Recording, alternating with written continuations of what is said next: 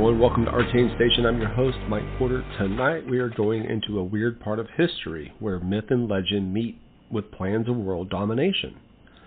In one of the previous episodes, I talked a little bit about Antarctica and what strange rumors and stories happen there. Hidden bases, secret expeditions, and the stories that have grown around what the Nazis may have or may not have been searching for at the edge of the world.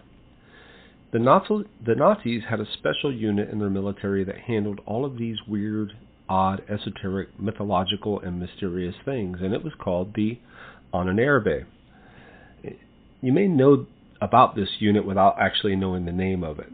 So images of Nazi officers hunting for relics, searching for lost power, chasing ancient artifacts, and trying to unlock supernatural forces.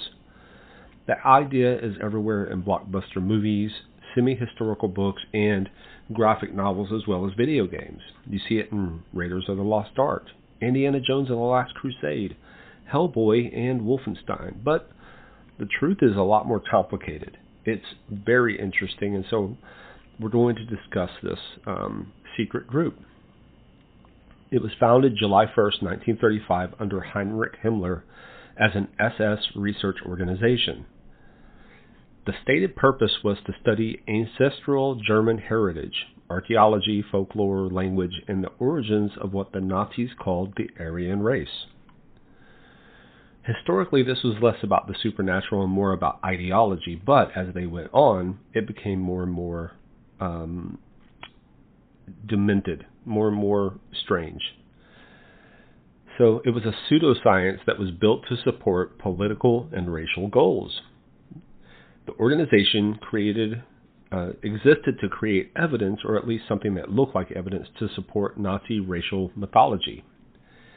And what that meant is they looked at burial sites, rune stones, megaliths, sacred landscapes, and ancient legal systems, as well as migration theories about the true Aryan race that they felt that they came from. But before the Ahnenerbe, there was another concept that we need to talk about first, and that's Thule. So the Thule Society was a real group that actually predated the Ahnenerbe, and it helps explain where some of the ideas came from. It was founded in Munich in 1918, and it combined nationalism, racial theory, mythology, and occult-leaning thoughts. And as I said before, there was an age of sort of occultism. In one of my previous podcasts, we talked about the rise of spiritualism in the 1800s, and this is sort of where, in the 18 and 1900s, this is sort of where that thought process comes from.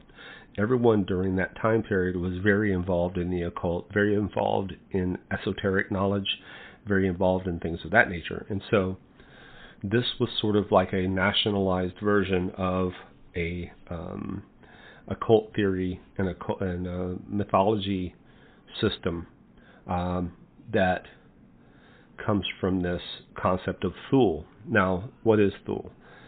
The name itself comes from an ancient idea of a land called Thule, which was a far northern land at the edge of the known world. Now, on the edge of the maps, this place was called Thule, and most likely it was actually just Iceland, but for practitioners within the Thule Society, it was a homeland, and that their ancestry and their birthright came from Thule.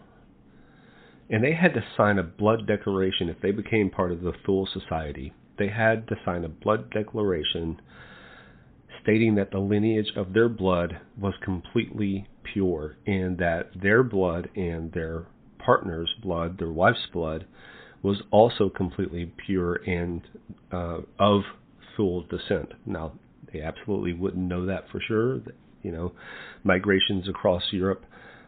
Europe is so tiny comparatively to some of the states, even in the United States, that migration is really interesting, how people move within that space. Just as a side note, I talked to a friend, he lived in England, and he would say that there are people that would not travel 15 minutes to go to the next town because that was deemed as too far away, whereas sometimes in Texas we drive over 2 hours just to go one way into work. Anyway, that's an aside. So like I said, in classic geography, it was this mythical land, and they felt like that was their birthplace of their ancestors, right?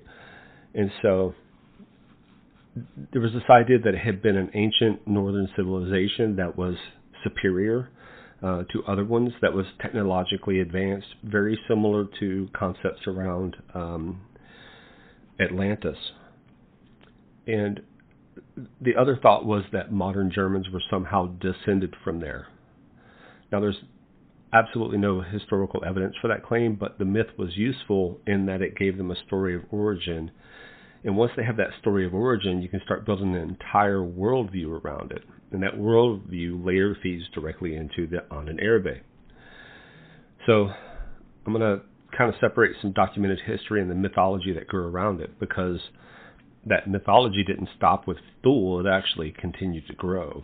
And it eventually absorbed different ideas like Vril, Hollow Earth theory, Agartha, and Antarctica was kind of batched in there as well. And there was this other concept that they had lost this sort of sacred power. So I'm going to go deeper into all of this. And we can start off with Vril, V-R-I-L. So unlike the Ahnenerbe or the Thule Society, Vril doesn't begin as a real historical organization. It actually starts in a book, in fiction. The term comes from an 1871 novel called The Coming Race by Edward Bulwer Lytton. In that book, Vril is described as a mysterious force, an energy wielded by an advanced subterranean civilization, and it's essentially a form of hidden power. And it's a force that can be used to influence matter, heal, destroy, and control people. The important thing here is that it begins as literature and it's not history. However, over time, especially in post-war conspiracy literature, this fictional concept gets absorbed into the mythology surrounding Nazi occultism. And this is where stories begin to emerge about this supposed Vril society. According to the myth, this group was involved in esoteric knowledge, hidden energy, and contact with higher intelligences, having advanced technology and even anti-gravity or disc-shaped craft. So basically aliens. There's also claims that these esoteric practitioners predated the Thule Society and helped drive Nazi ideology. Historically, there's no reliable evidence that the real Vril Society existed in that way, but conspiracy literature presents it in that way and helps drive some of the mythology around many parts of this group. So this concept of a hidden force, where does it actually come from? And this is where you've heard the term Hollow Earth theory. This is where this comes from. The Hollow Earth concept is actually much older than Nazi Germany. It appears in early speculative science, esoteric writing, and adventure literature going well back before the 20th century. The basic idea is that the Earth is not solid. It contains a vast internal space with caverns, civilizations, or entire hidden worlds beneath the surface. There's even a version that describes an inner sun. And this is where the mythology begins to merge with these concepts of a place called Agartha. Now, Agartha is often described as a hidden kingdom, a hidden kingdom beneath the earth, a place of ancient wisdom, advanced beings, and preserved knowledge. And again, this may be mythology. And I say maybe because Admiral Byrd, who was a distinguished admiral, described a land beyond the poles where he made contact with a group of aliens called Agarthians or Vril. And they were described as an advanced, ancient, subterranean civilization living in a mythical kingdom within the hollow earth. Other legends describe them as giants over 12 feet tall or as survivors of Atlantis and Lemuria. And later on I will probably do an episode on Atlantis and Lemuria. And allegedly, when this cataclysm happened in Atlantis and Lemuria, they were forced underground. But this becomes a really perfect narrative to fit all of these things together. Thule, the concept of this Germanic master race with 12 12-foot tall, blonde-haired, blue-eyed master race that was forced underground because of a cataclysm, but they were technologically advanced, and they had this hidden power of Vril.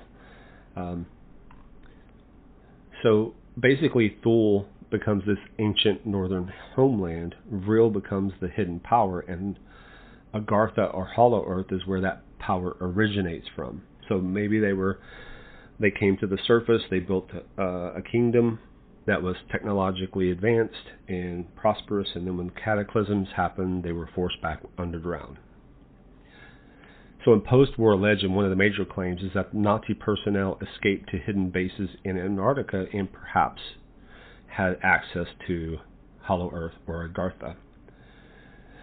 Now there was this, and I talked about this before, but there was this expedition in 1938 to go to Antarctica by Nazi scientists, and they surveyed an area, and that expedition was led by Alfred Richter.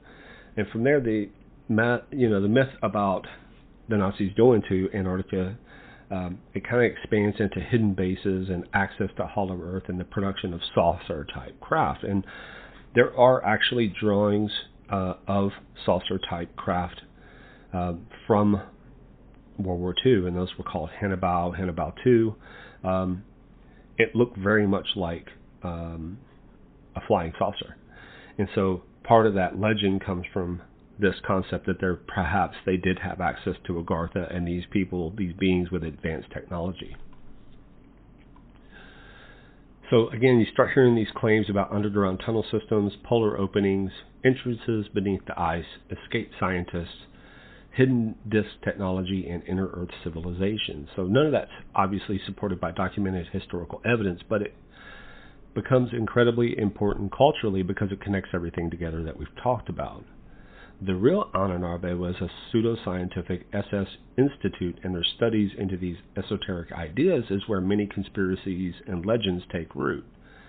There are many times where we've been told something is real, though, and so when I talk about these sort of things, I'm being very careful to say that this is not true or that's not true, because over time we've been told something that's not real or didn't happen, only to later find out that the real truth is that the official story was actually the myth, and the myth was the actual real story.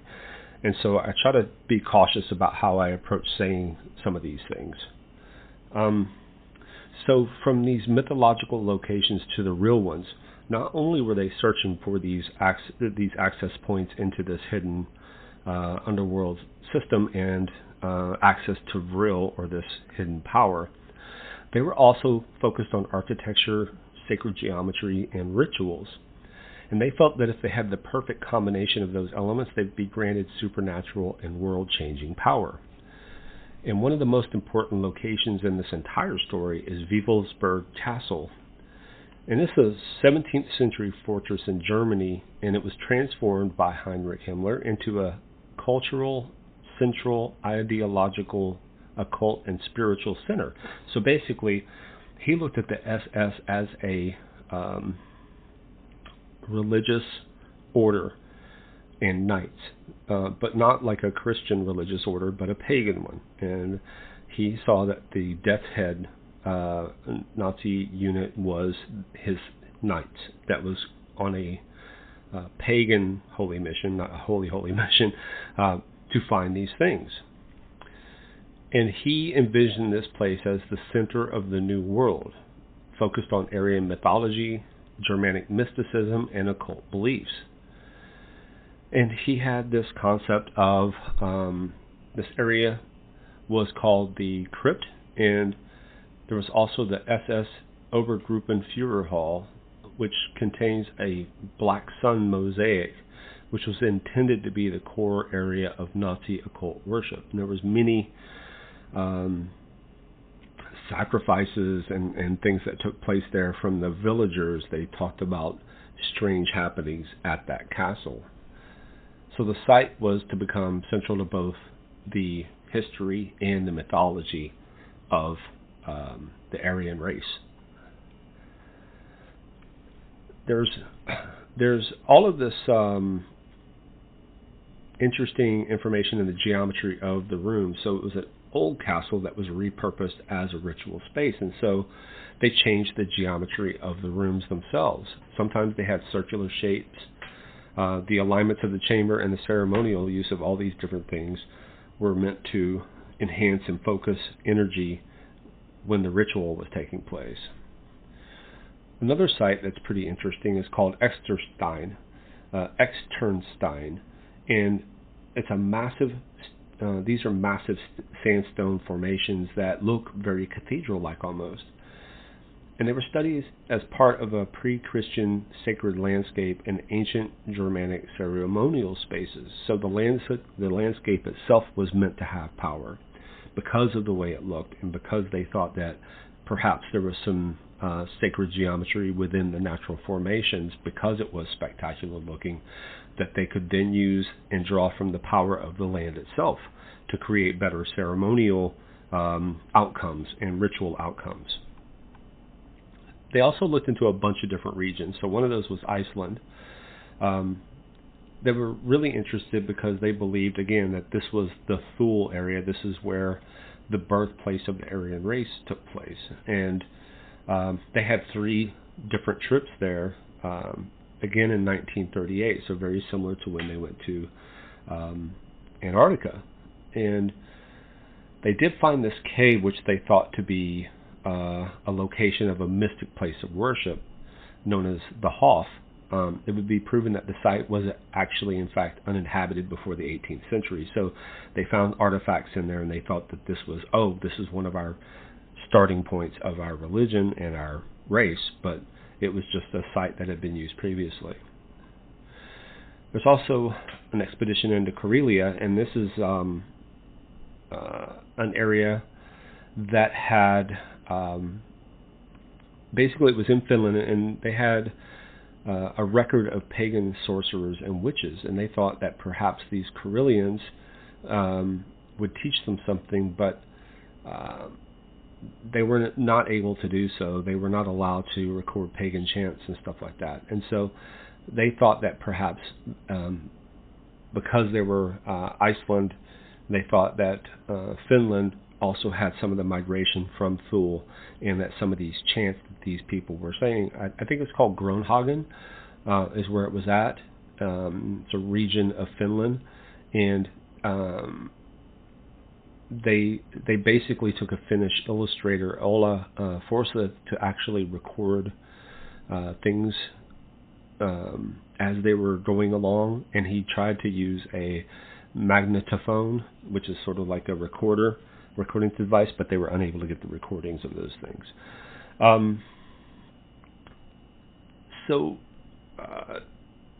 There was this one soothsayer that they found, believed to be a witch, and she claimed to have foreseen their arrival, and so the team persuaded her to perform a ritual for the camera and tape recorder in which she summoned the spirits of ancestors and divined these future events. And they also recorded information on Finnish saunas, which they thought perhaps as part of the ritual or spiritual process they had to use saunas as well. There was another trip to Bohuslän. It's a region in southwestern Sweden, and basically what they thought is that they saw these massive quantity of petroglyph rock carvings, and they believed there was evidence of an ancient writing system predating all known systems. So they went and documented that stuff. And basically,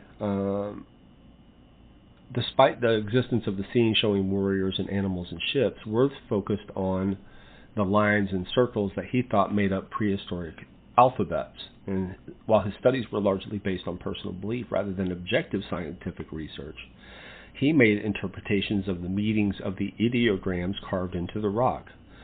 So, such as a circle bisected by a vertical line representing a year and a man standing with his arms raised representing what he called the Son of God. So, basically he saw all these cave markings and he made up interpretations of them. There were also expeditions into Crimea, Ukraine, Poland, France, Italy, and Tibet. And each one of these locations feeds a different thread into the larger narrative they were trying to build. So northern regions certainly connected naturally to Norse and Germanic traditions. Eastern regions tie into ancestry, migration, and ancient settlement theories. And then there's these other areas that kind of come together, and one of those is Tibet.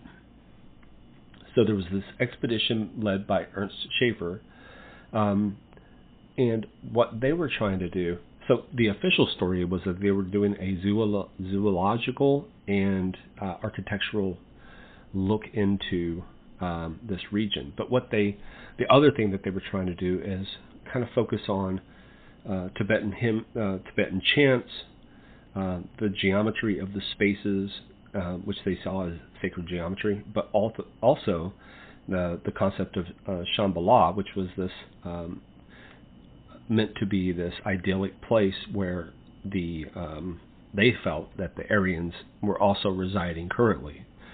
And you've heard this concept of Shambhala before, which is a valley within the Himalayas that's green, and there's beautiful villages and gold, and like everyone's healthy and young. So there's this concept that perhaps they could go to Shambhala and also find a source of power there.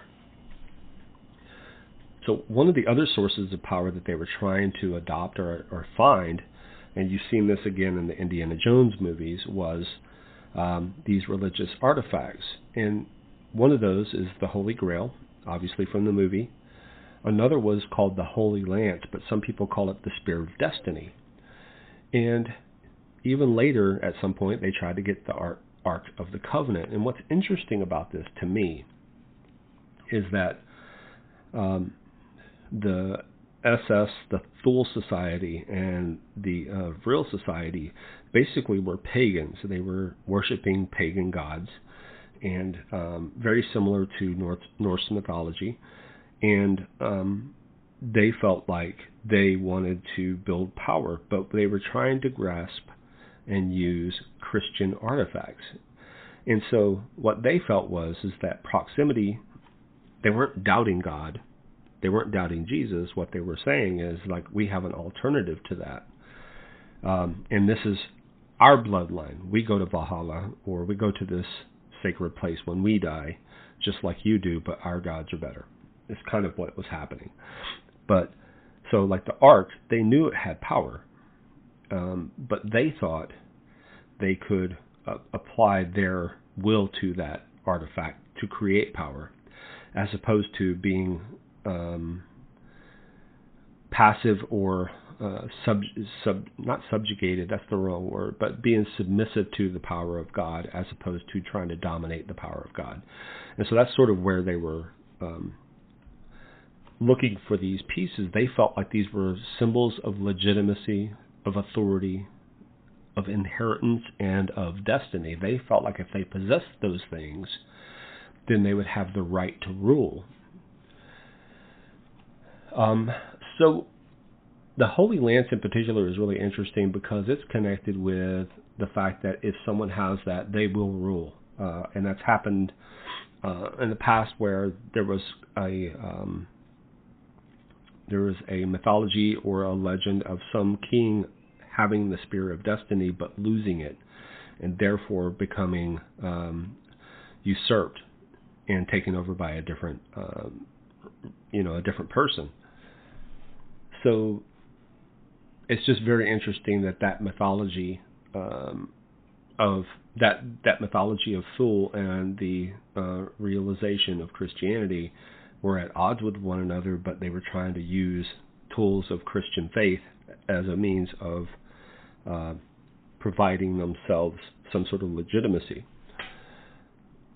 So whether it's an actual object or a symbolic object, there's a story attached to it, and it occupies an important place in mythology. So the same can be said from the Spear of Destiny to the Grail. So depending on the tradition, the Grail is a chalice or a stone or a vessel of divine bloodline or a source of knowledge, right? So it could even be a source of immortality or a sacred object of kingship. And because the Grail tradition already carries such a strong mythological weight, it just becomes something that they desire, which to help kind of bolster or shore up their concept of why they should already be in command. So throughout this whole thing, again, they wanted to control something they couldn't control, and that idea is really like the backbone of the Raiders of the Lost Ark and Indiana Jones and the Last Crusade. Those sacred relics and their abuse of power of those things is what they were really looking to do. So the other thing that they were trying to do is they were using the spaces. They wanted to use sacred objects, and then it was the ceremonies themselves. So they were very large into ceremonial shows of force, very large into military spectacle. And again, with Wewelsburg Castle, it's central to this story because it sits at the intersection of all these different ideas. It's a physical location. It's tied to ceremony, it's tied to symbolism, and over time it's the focal point for traditions involving ritual use, sacred geometry, and the idea of central power. They wanted Wewelsburg to be the center of the universe. They wanted it to be this beacon of Aryan dominance, right? And so that was meant to be the showpiece of their concepts and the rituals that took place there. You know, whether those rituals were of Norse type rituals or whether they were demonic type rituals, we don't know because we don't have access to that information. But we do know that there were sacrifices that took place there. There were burned remains that were found there, and it's extremely haunted. So, all of that being said, their whole goal again was to dominate the world, and their whole goal was to use this concept of Thule, Vril, and these sacred rituals to perform these acts, which would gain them unlimited power. All right, so after the war, the U.S. actually comes in. The U.S. and the USSR actually came in and started to snatch up all these different scientists. And for the most part, we were trying to snatch up the scientists that were part of aviation, rocketry, medical stuff. And they, through Operation Paperclip, they allowed these Nazis to we call it denazification. Basically, they through this process they took the ones that were so high profile that they could not get away with keeping them and put them on trial, and the ones that were lower level and had knowledge, they were able to pull into the United States, basically forgive their past, sometimes renaming them, sometimes setting them up in a way that made them central to something, like for instance in NASA. You know, the top Nazi rocket scientist was the one that was helping NASA get the men on the moon. So a lot of the stuff that was in the Ahnenerbe safes or was all the paperwork that they collected, right when they were starting to collapse, many of those documents were destroyed. They tried to rush to destroy some of it. Those that they didn't were just taken, and some of those the U.S. has. Some of it's all classified and will never see the light of day because they haven't even gone through some of it, I would imagine. Some of it they have. The redacted and the classified stuff, it doesn't mean that it's real, whatever it's discussing, if it's a pagan ritual or something like that. It does not necessarily mean that it's real. What it means is it's unidentified how it will or won't help us. And so, where the knowledge hasn't been tested. And so, why give away or destroy something that you don't know whether it works or not? And so that's probably why they're keeping many of these documents.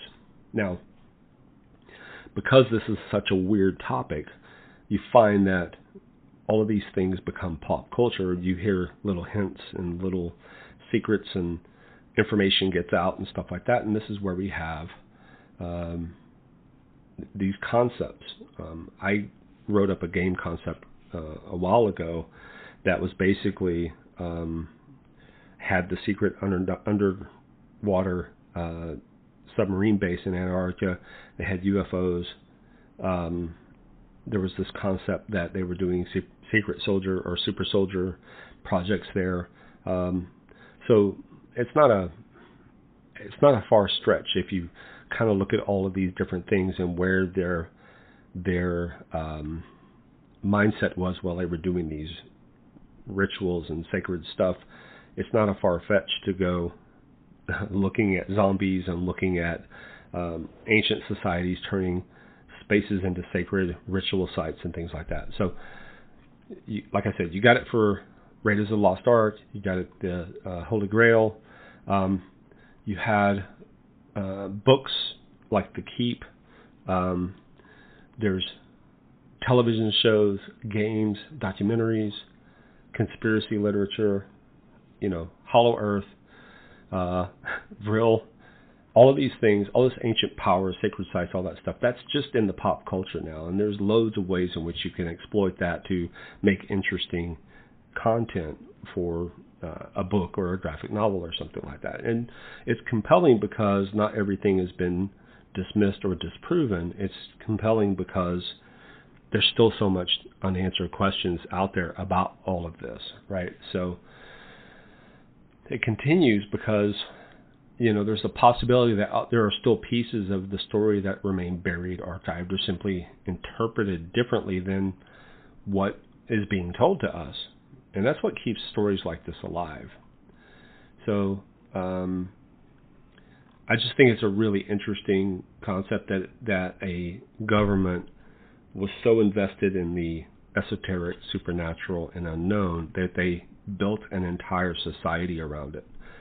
And that tells you that there's something possibly there, at least something to be looked at beyond, beyond just scrutinizing and dismissing. I think there still needs to be research around what is real, what is sacred, what is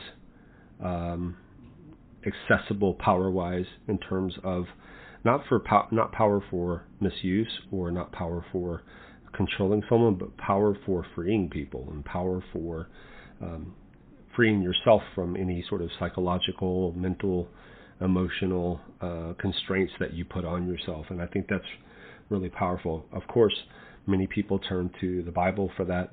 And I think that's a really good place to start. Some people turn away from that, and that's their choice and their right.